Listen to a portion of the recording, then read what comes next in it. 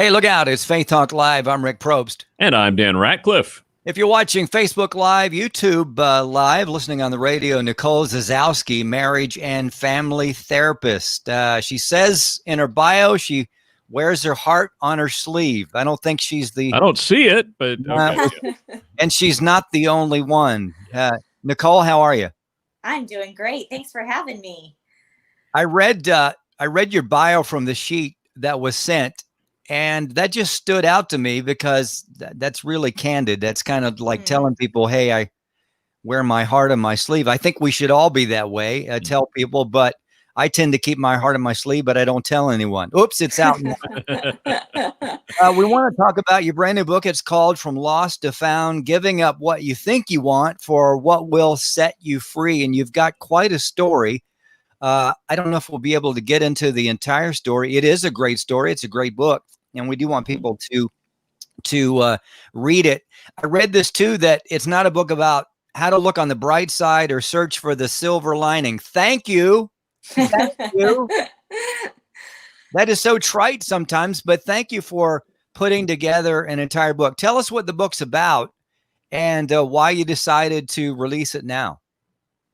Absolutely. So I had no idea that I was living a life that could largely be described as comfortable. And I was very content with the life I had built with my own two hands, not realizing that my identity and sense of security was invested in the things that I was adding to Christ. And it wasn't until I confronted a season that could be characterized by change and loss that in what I now recognize to be God's graciousness to me, he used that season to pry my fingers off of things that had promised way more than they could deliver and gave me empty hands to receive more of Christ.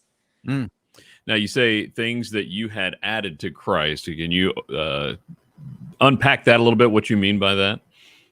Yeah, so I didn't realize that my own performance, my own perfectionism, my sense of control was where my identity, my sense of significance, and my sense of security were really invested. I had a strong relationship with God, but I didn't realize that I was putting my personal value and sense of safety into all these other things that I had added until they were taken away and they were called out as the frauds that they are. Wow.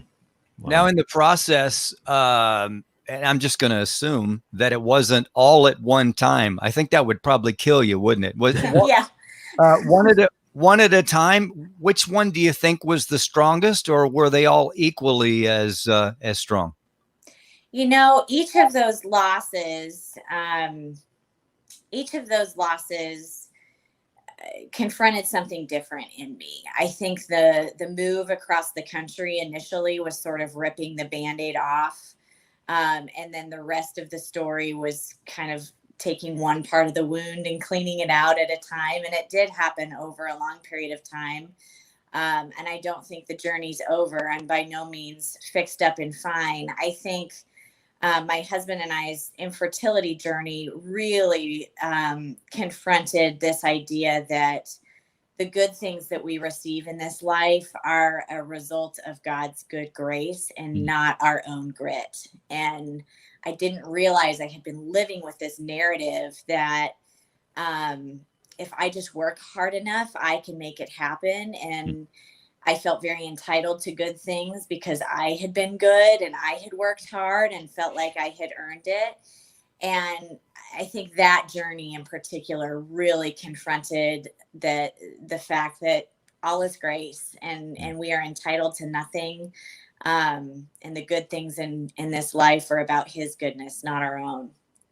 Now, going through those times and those trials, obviously God uses those things. How has he used them in your practice as a marriage and family therapist and of course, leading to the book as well? Yeah. So I think as a therapist,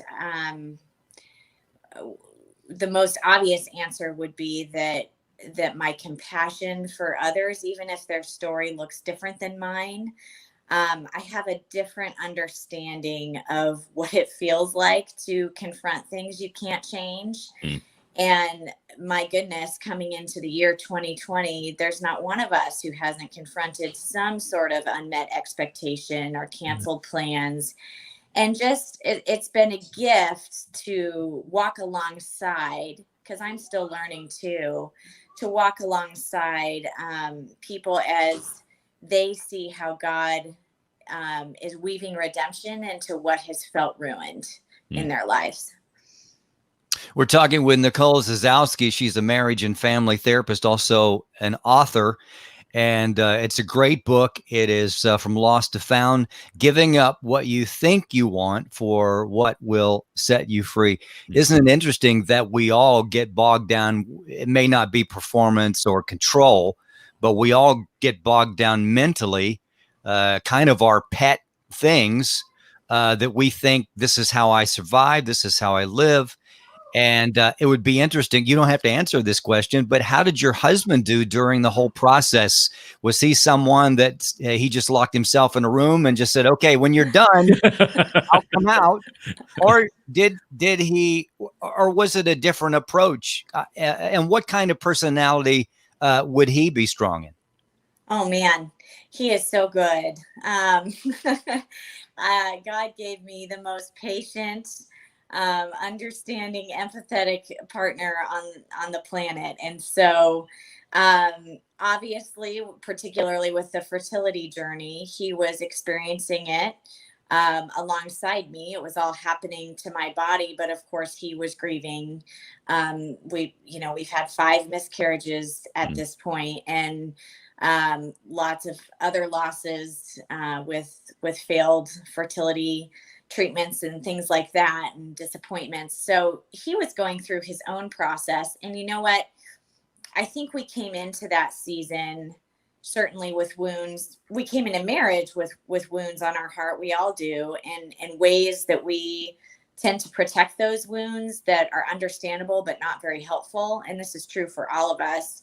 We just have a different version of that. And I think it was a lesson in having compassion for one another's experience, even if it didn't match our own.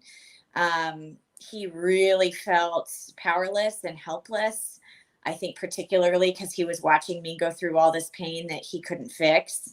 And he really took a lot of blame upon himself because the genetic translocation happens to be on his side, which is the reason for our miscarriages. And, for me, my wounding tends to be feeling not good enough and inadequate. And so whether there was a logical reason to or not, those are the feelings that constantly got resurrected. And so just having compassion that our feelings are different, but we're both hurting. And if we can connect in that place, it's a whole lot more helpful than trying to correct each other. That's so good. Let's talk before we run out of time here. Let's talk about the book. Talk about how the book came about and what you want folks to get out of it. Oh, the biggest thing my prayer for the book is that people would look at the places that they've been left empty-handed and see Christ as filling that place, and to recognize that the greatest joy is found when we are drained of all misplaced hope and shallow identities. I think the events that tend to drain us of hope that was never meant to be our ultimate hope, and identities that were never meant to claim our significance, is really painful. But the greatest joy is found in that place, because that's where we see Christ as our ultimate peace, joy, and hope. Nicole Zasowski, marriage and family therapist and author of a book. It's a brand new book called From Lost to Found. I'm assuming they can get it at Amazon. Where else can they go to pick up the book and follow? Oh, there it is. Thank you, Dan. Nicole Zasowski.com there. I was just looking at the website, Nicole, and there's pictures of Nicole and her family on there. What a beautiful family. Thank you so much. Thanks. Yes. I love to connect with people on the website. Yes, you can buy the book anywhere books are sold, your local bookstore. If they don't have it, can order it for you. Amazon, Barnes & Noble, wherever you like to buy books. Awesome. I would like to, we don't have time now, but I would like to catch up with you again, if you don't mind. There was something that got my attention. Three things we must keep as we begin to, as we get past the quarantine. Is it keep? I can't read my own writing. Yes. Three things that we can hang on to during this whole thing. I would really like to hear your answers, because that's really something that I think we all need to hear, because in this time we think, well, it's all a loss. Let's start over again. But there's got to be something in there, some things, obviously there's three, that we can hang on to and build on that. So let's do that. Nicole Zasowski, check out her book, and also check out her website, NicoleZasowski.com. Nicole, thank you so much. You're a huge blessing. We'll be right back. I'm Rick Probst. And I'm Dan Ratcliffe. This is Faith Talk Live.